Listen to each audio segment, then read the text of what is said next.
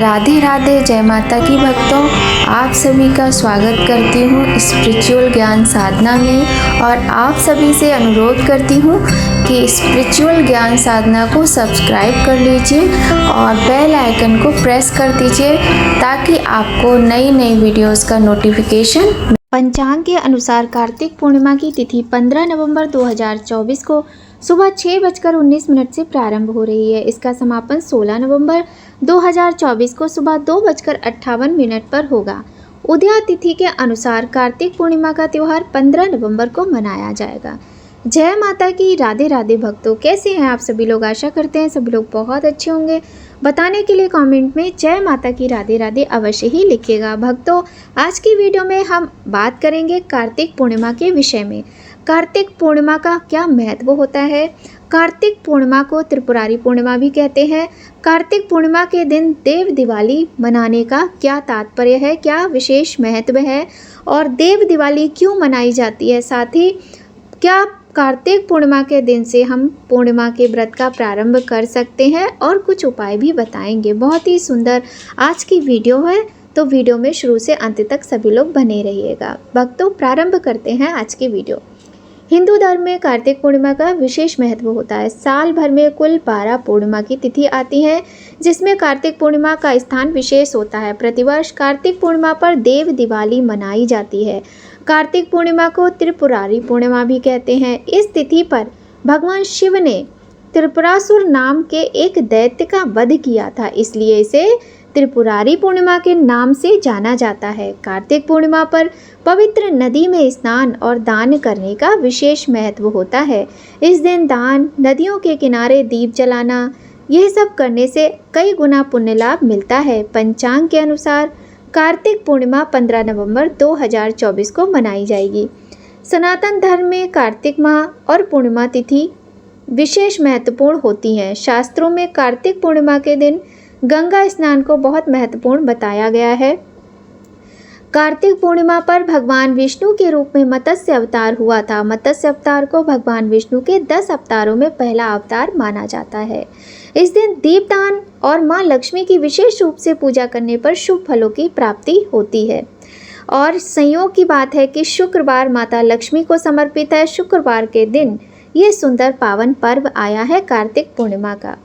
कार्तिक पूर्णिमा का सिख धर्म में भी बहुत महत्व है, क्योंकि इस दिन गुरु नानक देव जी का जन्मदिन हुआ था। सिख धर्म में इसे गुरु पर्व के रूप में मनाया जाता है। कार्तिक पूर्णिमा पर गुरुद्वारों में भी विशेष पूजा पाठ और लंगर का आयोजन किया जाता है। धार्मिक मान्यता है कि कार्तिक पूर्णिमा पर ब्रह्मा जी का अवतरण पुष्कर के पवित्र नदी में हुआ था। इस कारण हर वर्ष कार्तिक पूर्णिमा पर लाखों लोग पुष्कर नदी में स्नान, पूजा पाठ और दीपदान करते हैं।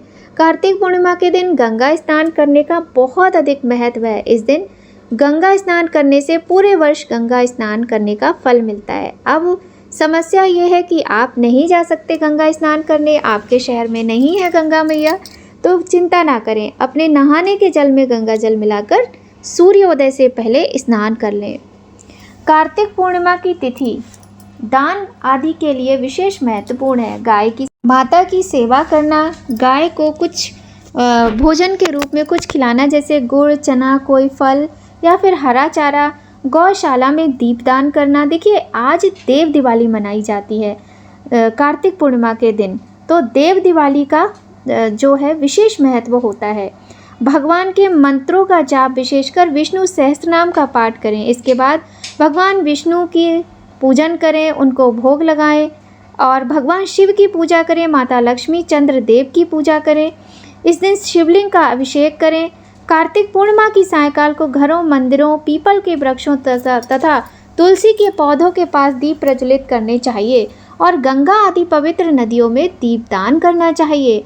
रात के समय चंद्रदेव की पूजा अवश्य करें। गाय को भोजन अवश्य कराएं। कार्तिक पूर्णिमा पर देव दिवाली अवश्य मनाएं। धार्मिक मान्यताओं के अनुसार इस दिन सभी देवी देवता स्वर्गलोक से उतरकर धरती पर आते हैं और नदियों के किनारे देव दिवाली मनाते हैं। इस कारण से इसे देव दिवाली कहा जाता है। स्नान का शुभ समय क्या है जान लीजिए। सुबह 4:58 से 5:51 तक और पूजा का समय 6:44 से सुबह 10:45 तक। प्रदोष काल में यदि आप देव दिवाली की पूजा करना चाहते हैं तो उसका शुभ मुहूर्त है शाम 5:10 से 7:47 तक।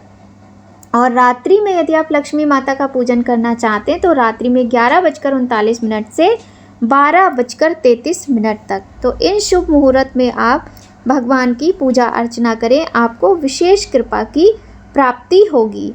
और इस दिन कहा जाता है जो काशी में हमारी गंगा मैया हैं, काशी में इस दिन सभी देवता घाट पर आते हैं और भगवान शिव और नारायण का पूजन करके देव दिवाली मनाते हैं।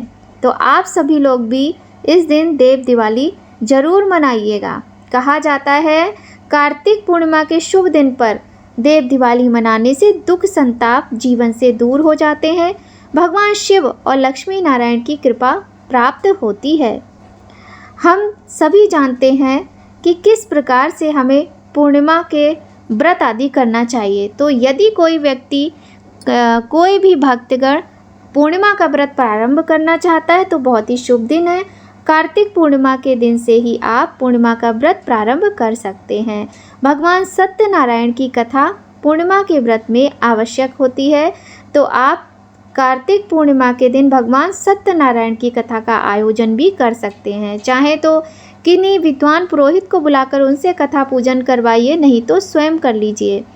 इस दिन पीपल और तुलसी की पूजा अवश्य करनी चाहिए। और जिन लोगों ने तुलसी माता का विवाह अभी नहीं किया है, तुलसी पूजन नहीं किया है, वो कार्तिक पूर्णिमा के दिन अवश्य ही करें। कार्तिक पूर्णिमा का दिन बहुत अधिक महत्वपूर्ण होता है। शास्त्रों में इसका महत्व बहुत अधिक बताया गया है। बहुत से शुभ कार्यों के लिए ये दिन बहुत महत्वपूर्ण होता है। और देव दिवाली है इस दिन, तो इस दिन दीपदान का विशेष महत्व होता है।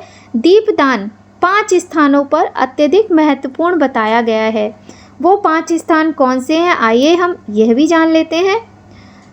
शिव जी की नगरी काशी, हम सभी जानते हैं कि काशी को शिव जी की नगरी कहा जाता है। और वहीं सबसे ज़्यादा वहीं देव दिवाली मनाने की परंपरा है। और इस दिन देव दिवाली के दिन काशी के घाट पर अनेकों दिए जलाए जाते हैं। पौराणिक मान्यताओं के अनुसार भगवान शिव की पूजा, भगवान विष्णु की पूजा इस दिन विशेष रूप से की जाती है। वैकुंठ लोक में इस दिन दीप जलाकर खुशियां मनाई गई थीं, इसलिए इस पर्व को देव दीपावली कहा जाता है। ठीक ये पर्व दीपावली के 15 दिन बाद आता है। इस दिन सबसे ज़्यादा रौनक भगवान शिव की नगरी काशी में ही होती है। इसके अतिरिक्त हरिद्वार, प्रयागराज में भी ये पर्व धूमधाम से मनाया जाता है।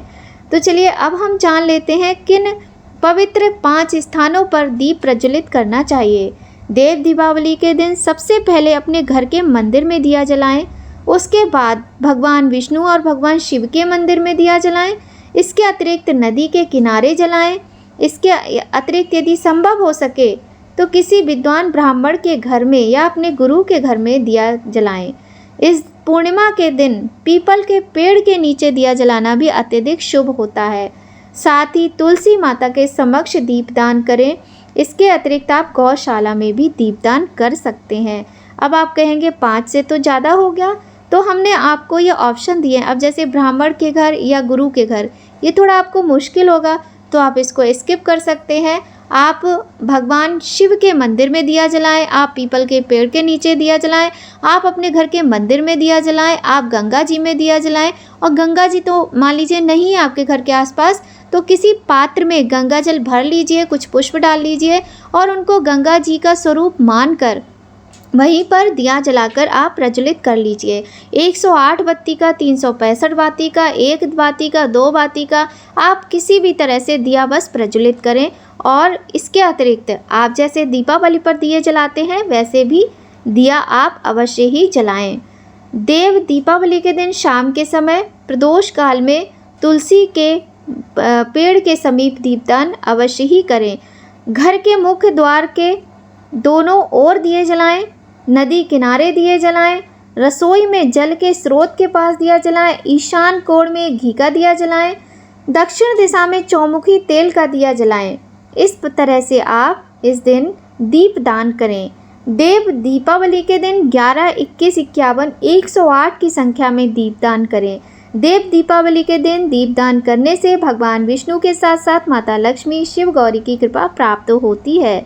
पद्म पुराण के एक अध्याय में बताया गया है कि एक बार स्वयं महादेव ने पुत्र कार्तिक को दीपदान के महत्व के विषय में बताया था।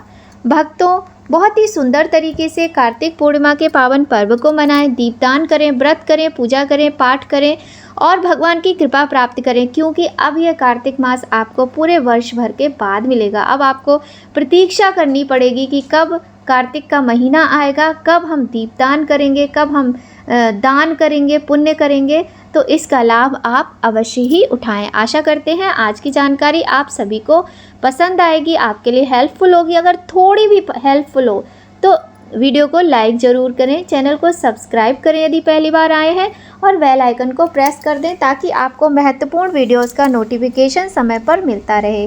भक्तों, आज की वीडियो में बस इतना ही। जय माता की, राधे राधे भक्तों।